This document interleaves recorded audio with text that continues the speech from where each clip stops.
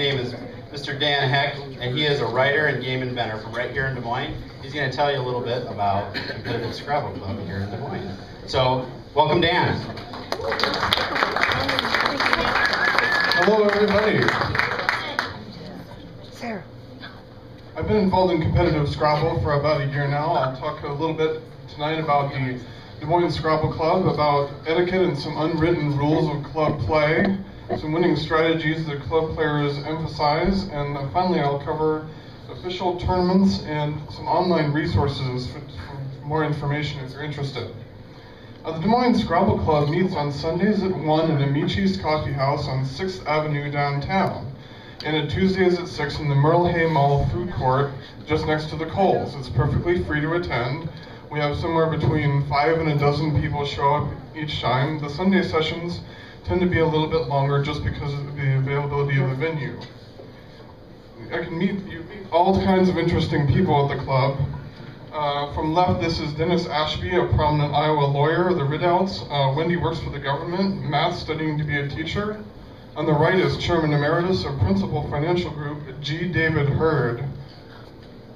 This picture shows some of the major ways in which club play is different than casual at-home play. We restrict games to 2 players, both of whom keep score in order to validate the final result. And we usually use a chess clock that allots each player 25 minutes for the entire game, not for each word. Some unwritten rules of club play include holding the bag at eye level so that you draw your letters as blindly as possible. If you're going to challenge a word, say hold, so that the other person doesn't draw too quickly. And of course, be a good sport if you happen to lose. I'll talk about some keys to winning. Most club players have a really good sense for using the board's multiplier squares to maximum effect. This example shows where you can play the word erupting on the T in tech to hit both triple word scores at the same time for over 100 points.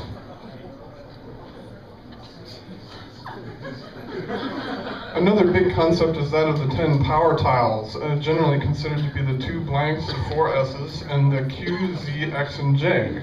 Now the last 4 can be pretty scary because they're hard to play, but if you can get on multipliers, they're naturally going to add up to a lot of points. The blanks and the S's are most useful for, on the other hand, hooks. When you play a word that extends another word already on the board, instead of using one of its letters, you're creating a hook, such as pluralizing a noun like idiom. And of course, you score all the points for both words in the process.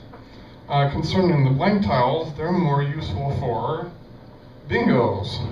Whenever you play a legal word using all 7 tiles in your rack, you get a 50-point bonus on top of what you would otherwise score. No shit.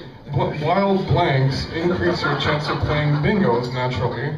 Expert players spend a lot of time anagramming racks of 7 letters so that they can find bingos. Extensions are also another great strategy. This is a real-life example of club play where my opponent played Toxic in the position you see here. I later in the game had ITY on my rack and turned it into Toxicity, hitting the triple word score on the right side of the board for 60 points.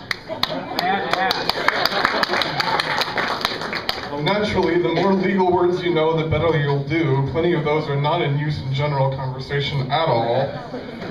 Most club players know all the legal 2-letter words and a good chunk of the 3-letter words, and you can use those short ones to create 4 or 5 words at the same time, if you are good at noticing the positioning. Tournaments occur all around the country, and are usually sanctioned by the North American Scrabble Players Association. They involve 7 to 15 games over 1 or 2 days, usually on a weekend. You can earn cash prizes, but they rarely offset travel costs, so there's no such thing as a professional Scrabble player. Tournaments are divided into 3 to 5 groups of players based on a skill rating assigned by NASPA. You start at 500 and work up from there. Mine's currently 698, but some experts have eclipsed the 2,000 mark. My first tournament ever was actually here in Des Moines at the Stony Creek Inn in Johnston in February 2010. I went 6-6 over 12 games, which was good enough to win a plaque for the best performance for a tournament newcomer. Thank you. I also attended a tournament in April in Sioux Falls, South Dakota. I had to learn the hard way to register early because I was on a waiting list and almost didn't get in, but I did end up improving, going 7 and 6 over 2 days. And most recently, I traveled to Omaha for another 2-day tournament. Did better there, having won 10 out of 13 games. KETV7, Omaha's local news station, covered that tournament as it was Omaha's first official Scrabble tournament and posted a video with lots of Des Moines club players online.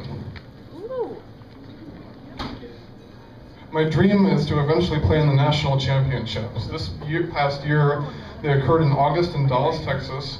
There were 407 registered players at this event, 116 in the top division.